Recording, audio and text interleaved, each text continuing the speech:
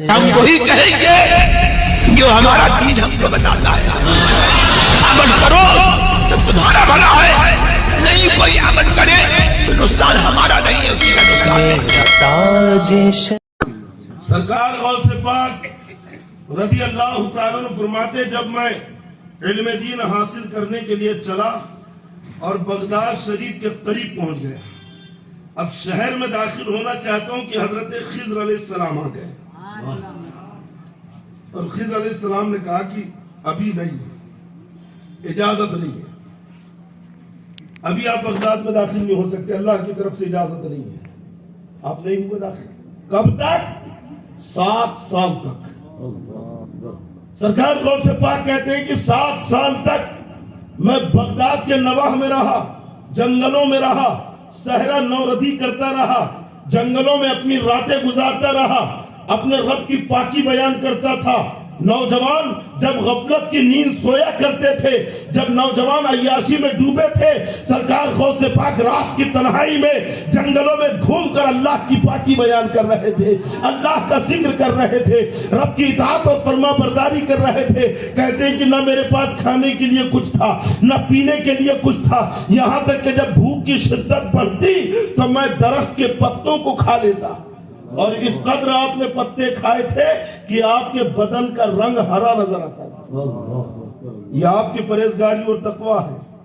اور پھر 7 سال کے بعد حضرت خضر علیہ السلام کہتے ہیں کہ اے عبد القادر, اب آپ کو بغداد میں داخلے کی اجازت ہے.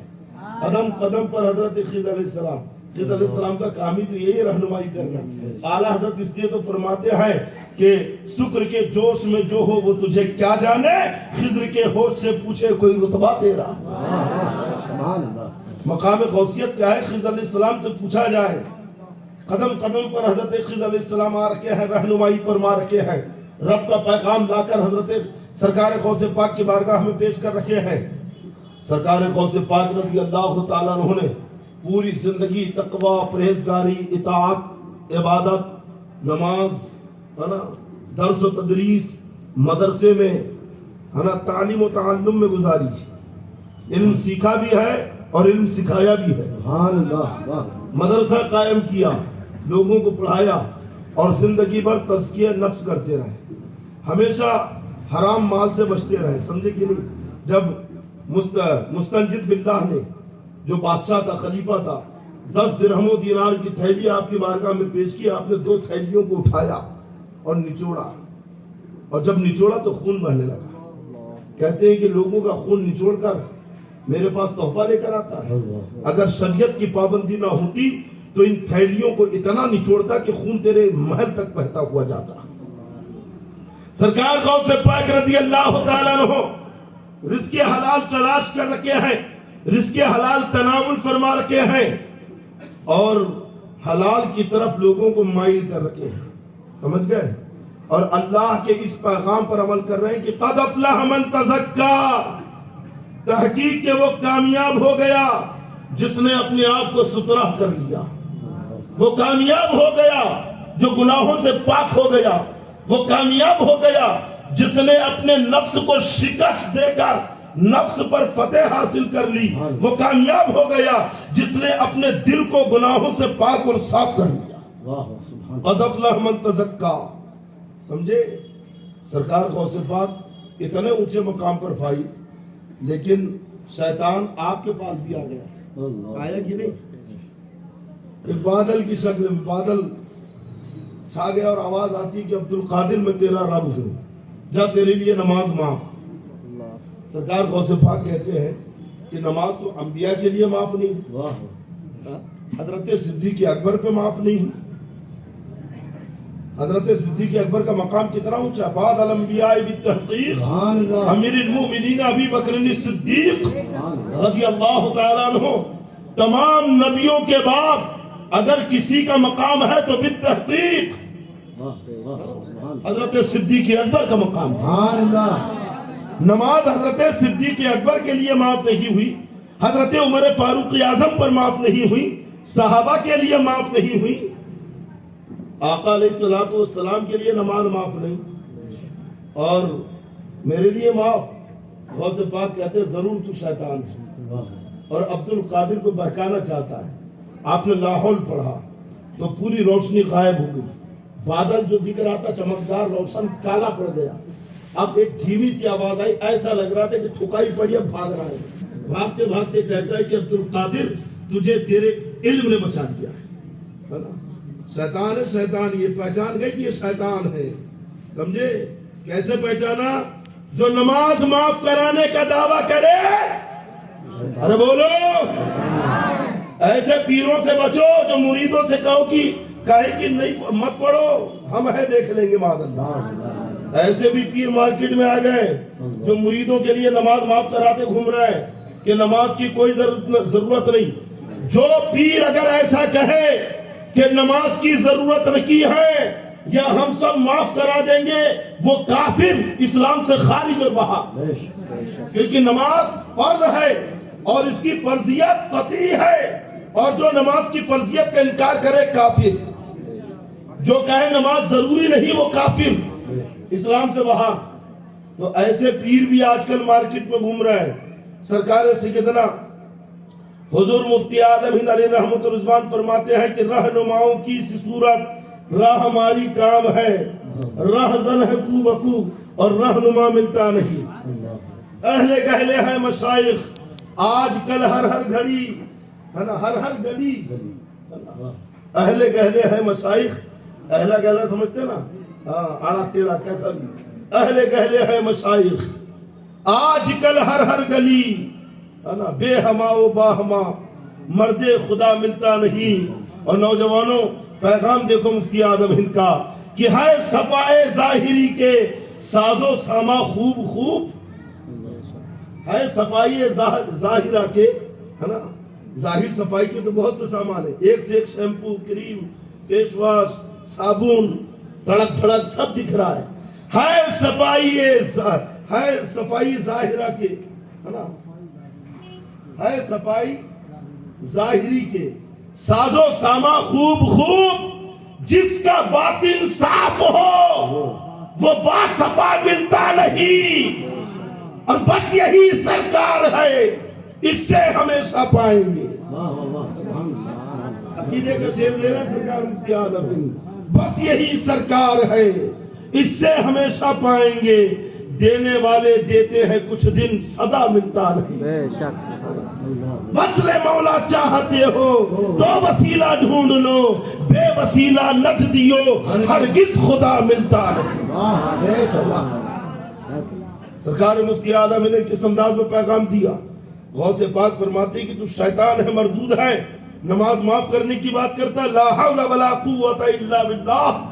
جب آپ نے لاہور پڑھا تو بھاگ کھڑا ہوا اور بھاگتے ہوئے کہتا ہے کہ عبد القادر تجھے تیرے علم نے بچا لیا ہے. غوث پاک فرماتی کہ پھر بہکانا چاہتا ہے, پھر مجھے یہاں پہ چوٹ دینا چاہتا ہے. مجھے میرے علم نے نہیں بچایا ہے بلکہ مجھے میرے رب نے بچایا, میرے اللہ نے مجھے بچایا ہے. بات سمجھ میں آ گئی؟ امام غزالی نے منہاج العابدین میں لکھا ہے کہ شیطان اور نفس سے نہ تم اپنے تقوی کی بنیاد پر بچ سکتے ہو اور نہ تم اپنے علم کی بنیاد پر بچ سکتے ہو.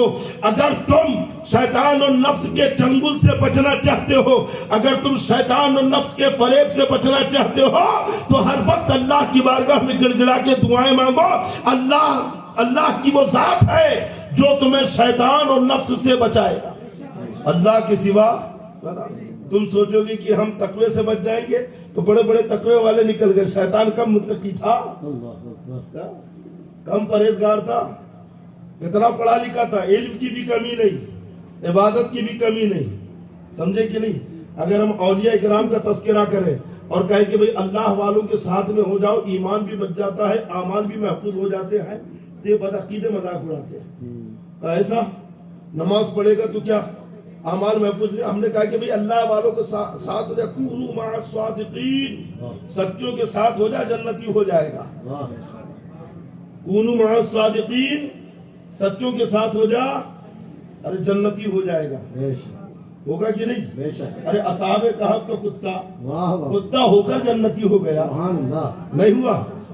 اللہ والوں کے ساتھ میں ہوا, اللہ والوں کا ساتھ پکڑا, جنت میں جائے گا کہ نہیں؟ جائے گا کہ نہیں؟ کیوں؟ نماز پڑھا تھا, کیا کیا اس نے؟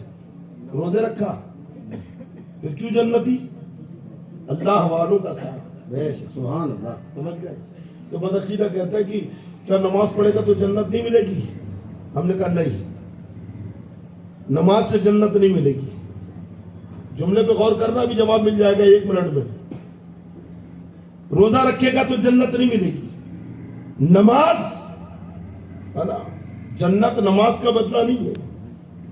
نماز پڑھے گا تو جنت. کیسے کیسے کہہ رہے ہو؟ میں نے کہا پوچھ شیطان سے، پوچھ ابلیس سے. کم نمازیں پڑھی ہے، کتنی عبادت کی اس نے. اگر اس کے سجدوں کو بکھیر دیا جائے زمین پر تو بالش بھر جگہ نہ ملے. لیکن جنتی ہے؟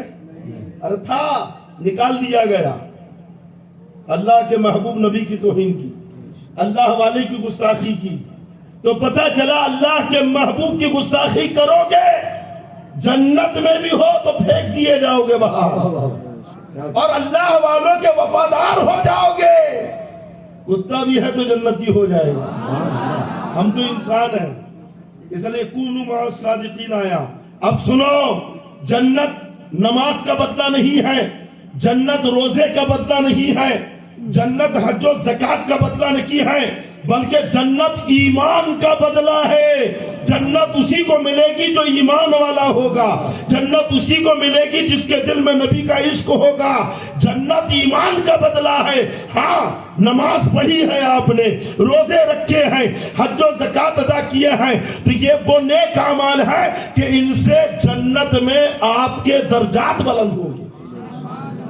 نماز سے نعرہ رسالت، علماء اہل سنت.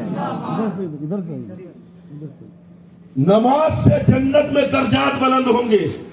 نماز سے، روزے سے، حج و زکات سے آپ کے درجات کو بلند کیا جائے گا. سمجھے؟ لیکن جنت ملے گی تو ایمان کی بنیاد پر.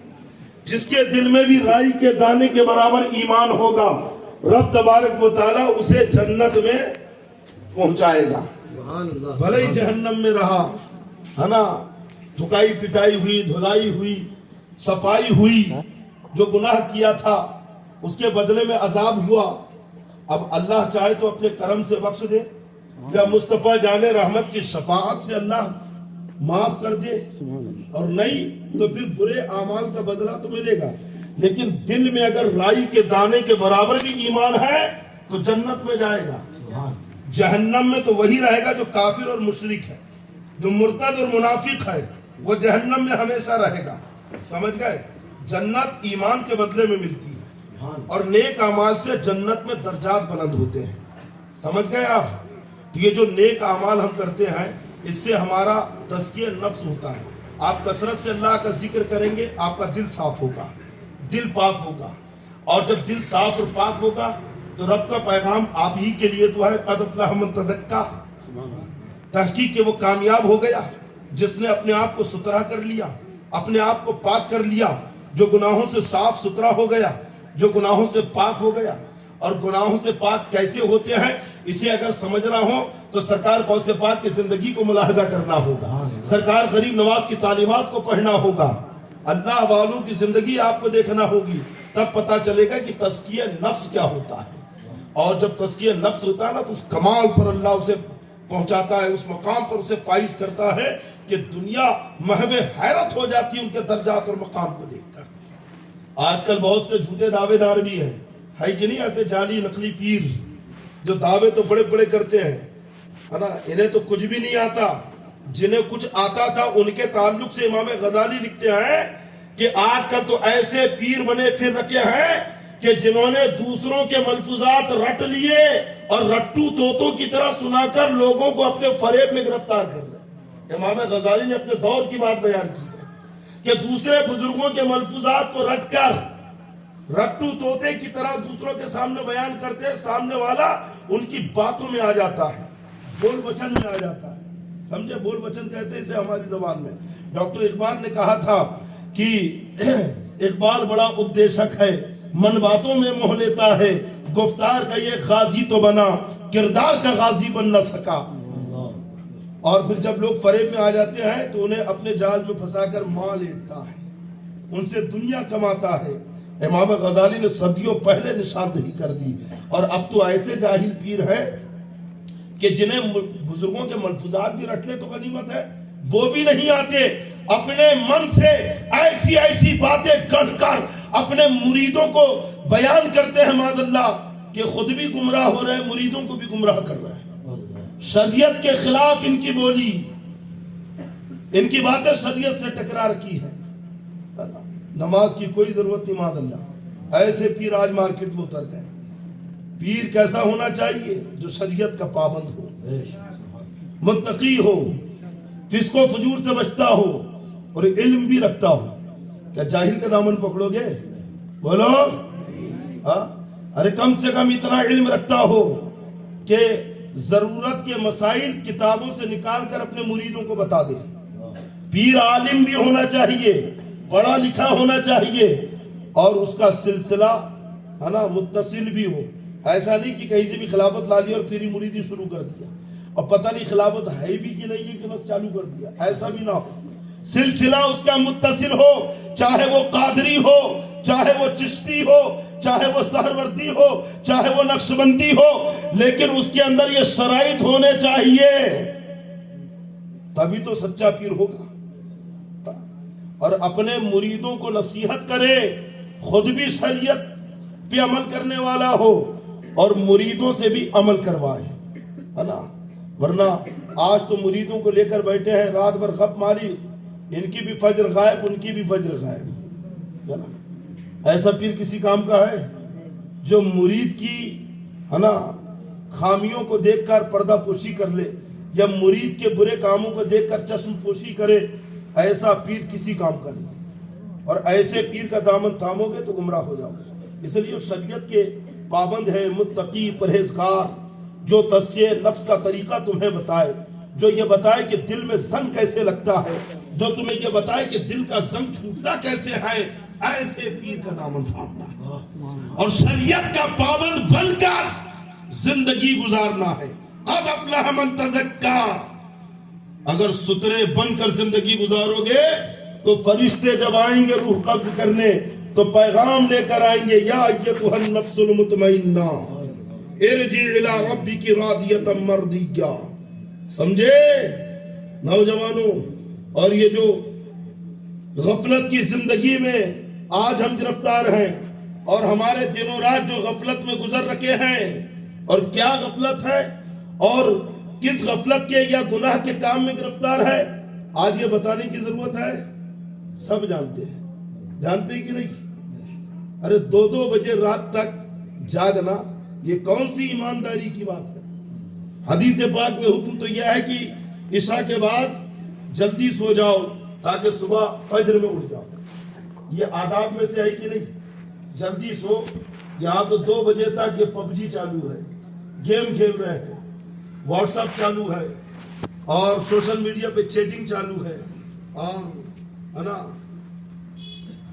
فون پر بات چیت چالو ہے، ہاں، اور لوڈو چالو ہے۔